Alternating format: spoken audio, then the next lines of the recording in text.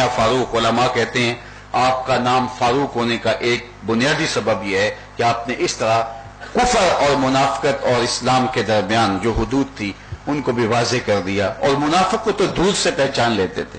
मुस्नद इमाम अहमद बिन हम्बल में है, एक दिन आप नमाज फजर पढ़ने के बाद बाहर तशरीफ ले गए। होता है कि यहाँ नमाज हो रही हो 6:10 पे और साथ वाली मस्जिद में हो रही हो 6:20 पे, तो मजाफात में कोई मस्जिद थी जिससे नमाज थोड़ी सी ताखीर से होती थी। तो आप सैर के लिए निकले तो देखा वहां नमाज पढ़ाई जा रही है और सूरह आबासा की तिलावत इमाम कर रहा है। तो आप रुक गए और सोचने लगे कि ये सूरह आबासा की तिलावत क्यों कर रहा है। सोचा हो सकता है रूटीन से पढ़ता हो और आज ये सूरत तिलावत के तौर पे आ गई हो। अगले दिन कस्तन गए तो देखा कि वो फिर वही सूरत तिलावत कर रहा है। तीसरे दिन तलवार भी साथ ले गए और फिर जब उसने तिलावत की तो आपने सलाम फेरा तो बुलाया, उसको पूछा कि क्या तू कुरान मजीद की कोई और सूरत नहीं जानता? उसने कहा जी मुझे और सूरतें भी आती हैं। तो कहा फिर ये बार बार क्यों पढ़ते हो?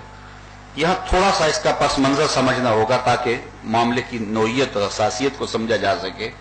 हुआ इस तरह कि हुजूर अलैहिस्सलाम मुख्तलिफ सरदाराने कौम को लेकर के एक पहाड़ी पे बैठ के उनको दर्स दीन दे रहे थे और हुजूर की आरज़ू ये थी कि ये लोग अगर इस्लाम में आ जाएं तो बड़ा फायदा होगा। एक सहाबी थे जो आंखों से नाबीना थे, वो हुजूर के बदन की खुशबू सूंघते सूंघते मौके पे जा पहुंचे और जाके झोली फैला के अर्ज गुजार हुए, या रसूल अल्लाह सल्लल्लाहु अलैहि वसल्लम अल्लिमनी मा अल्लमकल्लाह, अल्लाह ने जो आपको सिखाया उसमें से कुछ चीजें मेरी झोली में भी डाल दें। अपनी तलब का इजहार किया, लेकिन चूंकि नाबीने थे मामले की नजाकत को समझ ना पाए। मैं दूर से आया हूं और आपसे मुखातबा कर रहा हूं और बात एक तमहीद के साथ शुरू की और यहां तक पहुंचा। अगर कोई मेरा बहुत करीबी भी हो और बड़ी मोहब्बत करने वाला भी हो तो मुझे रोक के कहे जनाब मुझे तयम्मुम के मसले बता दीजिए, तो यकीनन मेरी तबा पे नागवारी आएगी कि ये बाद में पूछ लेना। अब मैं इन लोगों से मुखातबा कर रहा हूं, बड़े कीमती लोग हैं, अपना वक्त निकाल के आए हैं, अहले इल्म हैं, अहले दानिश हैं, अरबाब दीन हैं और इनका एक एक लम्हा कीमती है। तो ये वक्त निकाल के इस आजिज की बातें सुनने आए हैं तो मैं चंद लम्हों के लिए इनसे मुखातब हूं, तो आप फिर पूछ लेना। अब सरदाराने कौम हुजूर उनसे बात कर रहे थे, लेकिन वो नाबीना चूंकि मौके की नजाकत को ना बांप सके, उन्होंने अपनी बेचैनी का अपनी तलब का इजहार कर दिया। हुजूर को पसंद ना आया, हुजूर ने फिर दोबारा उन सरदाराने कुरैश से सरदाराने कौम से बात शुरू की। तो जब बात फिर नुक्ता कमाल तक पहुंची तो ये बेताब थे, फिर बोल पड़े अल्लिमनी मा अल्लमकल्ला, हुजूर कुछ खैरात मेरी झोली में भी डाली है।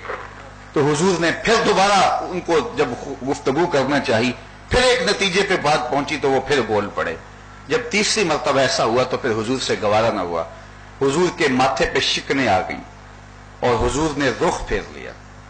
तो जब इराज किया तो जिब्रील वही लेकर आए, आबसा व तवल्ला अन जाअहुल आमा वमा युदरीका लअल्लहु यज़्ज़क्का। महबूब किसी के माथे पे शिकने आई थी, किसी ने रुख फेरा था, इसलिए कि उसके पास आने वाला नाबीना था। महबूब उस नाबीने की बात सुन लेना चाहिए। तो अल्लाह ताला ने जो है वो महबूब अलैहिस्सलाम को इस बात की तवज्जो दिलाई कि ये है नाबीना और ये आदाब मजलिस भी पूरी तरह भांप नहीं सका। और दूसरी जानब सरदाराने कौम हैं, लेकिन रब की नजर में ये नाबीना प्यारा है, इसलिए कि महबूब ये तेरे से मोहब्बत तो करता है, ये तो नखरे से सुन रहे हैं और ये झोली फैला के इल्म की खैरात मांग रहा है। अब जो मुनाफिक थे वो बड़े खुश होते थे, देखा ना रब तो रब है, उसने झिड़का अपने नबी को। तो वो जो मुनाफिक था वो इस नीयत से बार बार सूरह आबासा की तिलावत करता था कि देखो कि रब ने कुरान में फिर नबी पे सख्ती की है। हालांकि ये झिड़क नहीं है, इस पर बहुत कुछ कहा जा सकता है लेकिन मजमून नहीं। सिर्फ एक बात, आप पहले इल्म बैठे हैं, मुझे आप बताइए कि किसके माथे पे शिकने आई थी? हुजूर के माथे पे आई थी ना। रुख किसने फेरा था? हुजूर ने फेरा था। और नाबीना किसके पास आया था? हुजूर के पास आया था। ये बात हुजूर की थी, रब ने की भी हुजूर से। तो फिर यूं की जाती ना, अबस्ता वतवल्लैता, महबूब आपके पास एक नाबीना आया था, आपने माथे पे शिकने डाल ली, आपने रुख फेर लिया। महबूब आपने ऐसा क्यों किया? जब झिड़का जाता है तो मुखातबा होता है। अब बात भी हुजूर की भी हुजूर से जा रही है, لیکن مخاطبے کا صیغہ نہیں، غیب کا صیغہ ہے. عباسا وتولا ان جاءہ الاعمى. محبوب کسی کے ماتھے پہ شکنیں آ گئی تھی، کسی نے رخ پھیر لیا تھا، اس لیے کہ اس کے پاس آنے والا نابینا تھا. محبوب اسے ایسا تو نہیں کرنا چاہیے تھا. بات حضور کی بھی حضور سے جا رہی ہے، لیکن صیغہ مخاطبے کا نہیں ہے، صیغہ تو غیب کا ہے. لوگ کہتے ہیں جھڑک ہے، میں کہتا ہوں یہ پیار کی کہانی ہے. تو منافقین کا یہ خیال تھا یہ جھڑک ہے، تو وہ بار بار یہ صورت پڑھتا تھا. تو حضرت عمر رضی اللہ تعالیٰ عنہ تیسرے دن آئے اور تلوار بھی ساتھ لے آئے، اور جب اس نے سلام پھیرا اور آپ نے کہا کہ تجھے قرآن کی کوئی اور صورت نہیں آتی؟ اس نے کہا جی آتی ہے. تو یہ بار بار کیوں پڑھتے ہو؟ اس نے کہا یہ ویسے بڑی اچھی لگتی ہے. تو حضرت عمر رضی اللہ تعالیٰ عنہ نے اس کی گردن کاٹ دی، کہا تو منافق ہے، تو بار بار یہ صورت پڑھتا ہے، تجھے نظر نہیں آتا قرآن میں یہ بھی ہے والضحیٰ واللیل اذا سجی؟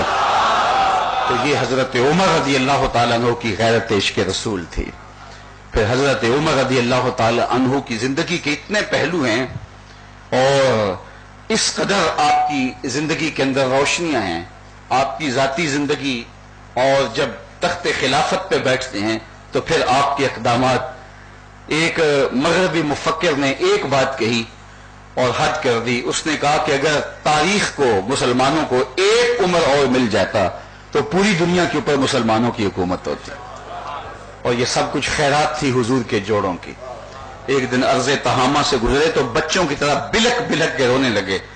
تو کسی نے کہا عمر یہ کیا ماجرا ہے؟ کہا یہی ارض تہامہ تھی، میرے باپ خطاب نے مجھے 5 اونٹ دیے تھے، کہا ان کو لائن میں کھڑا کرو. میں آگے والا سیدھا کرتا تھا تو پیچھے والا ٹیڑھا ہو جاتا تھا، پیچھے والا سیدھا کرتا تھا تو آگے والا ٹیڑھا ہو جاتا. بھاگ دوڑ کے دونوں کو سیدھا کرتا تھا، درمیان والا ٹیڑھا ہو جاتا تھا. میرے باپ خطاب نے مجھے بڑا مارا کہ تم ایک عرب کے بیٹے ہو کے 5 اونٹ لائن میں کھڑے نہیں کر سکتے. کہا ایک زمانہ عمر پہ ایسا تھا کہ 5 اونٹ قطار میں کھڑے نہیں ہوتے تھے، اور آج شرق سے لے کر غرب تک 23 لاکھ مربع میل کی حکمرانی ہے. انسان بھی لائن میں کھڑے ہیں. یہ محمد عربی کے جوڑوں کا صدقہ نہیں ہے تو اور کیا ہے. مجھ سے تو 5 اونٹ جو ہے وہ قطار میں کھڑے نہیں ہوتے تھے. تو پھر حضرت عمر رضی اللہ تعالیٰ عنہ نے جس طرح انداز حکمرانی اختیار کیا اور جس ڈھب سے جو ہے وہ خلق خدا کی رہنمائی کی، سارا دن آپ امور سلطنت میں مصروف رہتے، اور جب رات کی تاریکیاں پھیل جاتی عمر کی آنکھوں میں نیند نہیں ہوتی تھی. وہ مدینے کی گلیوں میں گھومتے تھے، دیکھتے تھے کسی آنکھ میں، کسی گھر میں مفلسی کا ماتم نہ ہو. حضرت عمر گھروں کو دیکھتے اور لوگوں کے احوال معلوم کرتے.